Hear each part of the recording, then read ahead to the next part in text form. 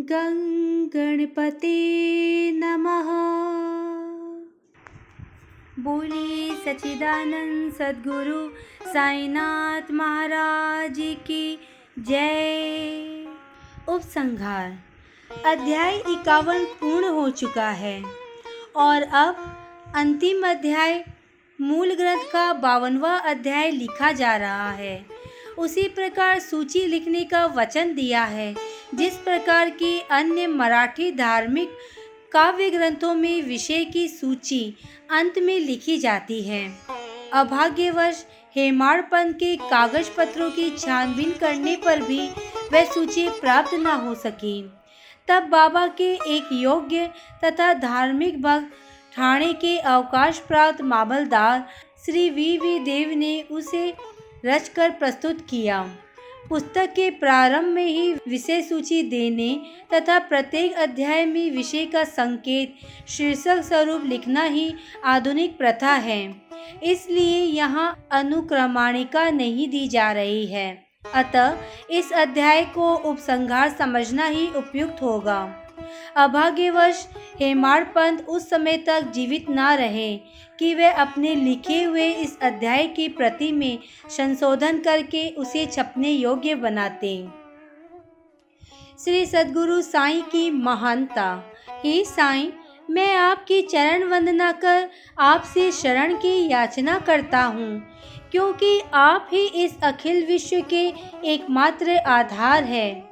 यदि ऐसी ही धारणा लेकर हम उनका भजन पूजन करें तो ये निश्चित है कि हमारी समस्त इच्छाएं शीघ्र ही पूर्ण होगी और हमें अपने परम लक्ष्य की प्राप्ति हो जाएगी। आज निंदित विचारों के तट पर माया मोह के झंझावात से धैर्य रूपी वृक्ष की जड़ें उखड़ गई है। अहंकार रूपी वायु की प्रबलता से हृदय रूपी समुद्र में तूफान उठ खड़ा हुआ है, जिसमें क्रोध और घृणा रूपी घड़ियाल तैरते हैं और अहंकार भाव एवं संदेह रूपी नाना संकल्प विकल्प की सतत भंवरों में निंदा, घृणा और ईर्ष्या रूपी अगणित मछलियां विहार कर रही है। यद्यपि ये समुद्र इतना भयानक है तो भी हमारे सद्गुरु साईं महाराज उसमें अगस्त्य स्वरूप ही है, इसलिए भक्तों को किंचित मात्र भी भयभीत होने की आवश्यकता नहीं है। हमारे सद्गुरु तो जहाज है और वे हमें कुशलता पूर्वक एवं भयानक भाव समुद्र से पार उतार देंगे। प्रार्थना।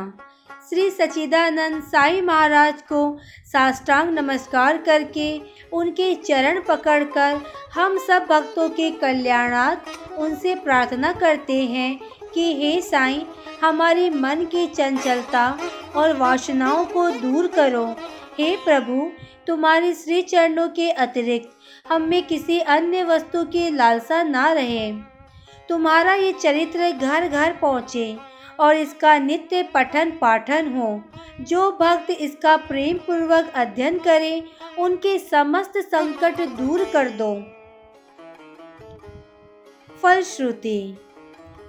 अब इस पुस्तक के अध्ययन से प्राप्त होने वाले फल के संबंध में कुछ शब्द लिखूंगा। इस ग्रंथ के पठन से मनोवांछित फल की प्राप्ति होगी।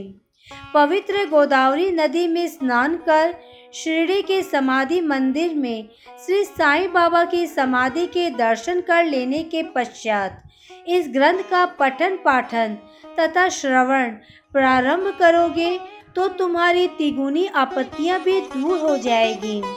समय समय पर श्री साईं बाबा की कथा वार्ता करते रहने से तुम्हें आध्यात्मिक जगत के प्रति अज्ञात रूप से अभिरुचि हो जाएगी और यदि तुम इस प्रकार नियम तथा प्रेम पूर्वक अभ्यास करते रहे तो तुम्हारे समस्त पाप अवश्य नष्ट हो जाएंगे।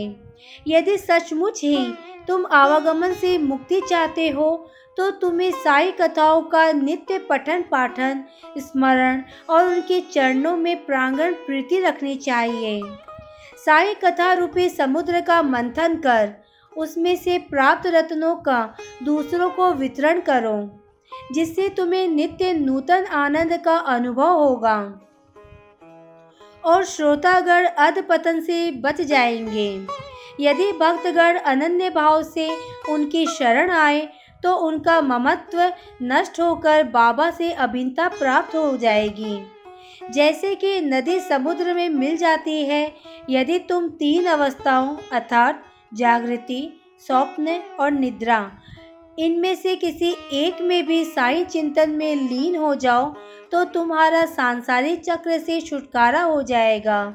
स्नान कर प्रेम और श्रद्धा युक्त होकर जो इस ग्रंथ का 1 सप्ताह में पठन समाप्त करेंगे, उनके सारे कष्ट दूर हो जाएंगे। या जो इसका नित्य पठन या श्रवण करेंगे, उन्हें सब भयों से तुरंत छुटकारा मिल जाएगा। इसके अध्ययन से हर एक को अपनी श्रद्धा और भक्ति के अनुसार फल मिलेगा, परंतु इन दोनों के अभाव में किसी भी फल की प्राप्ति होना संभव नहीं है। यदि तुम इस ग्रंथ का आदर पूर्वक पठन करोगे तो श्री साईं प्रसन्न होकर तुम्हें अज्ञान और दरिद्रता के पाश से मुक्त कर ज्ञान, धन और समृद्धि प्रदान करेंगे। यदि एकाग्रचित होकर नित्य 1 अध्याय ही पढ़ोगे तो तुम्हें अपरिमित सुख की प्राप्ति होगी।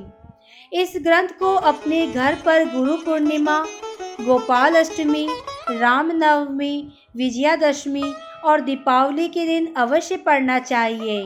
यदि ध्यान पूर्वक तुम केवल इसी ग्रंथ का अध्ययन करते रहोगे तो तुम्हें सुख और संतोष प्राप्त होगा और सदैव श्री साईं चरणाविंदों का स्मरण बना रहेगा और इस प्रकार तुम भवसागर से महज ही पार हो जाओगे।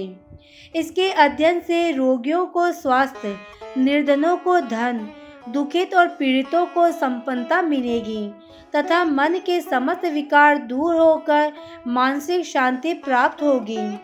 मेरे प्रिय भक्त और श्रोतागण, आपको प्रणाम करते हुए मेरा आपसे एक विशेष निवेदन है कि जिनकी कथा आपने इतने दिनों और महीनों से सुनी है, उनके कलिमलहारी और मनोहर चरणों को कभी विस्मृत ना होने दें।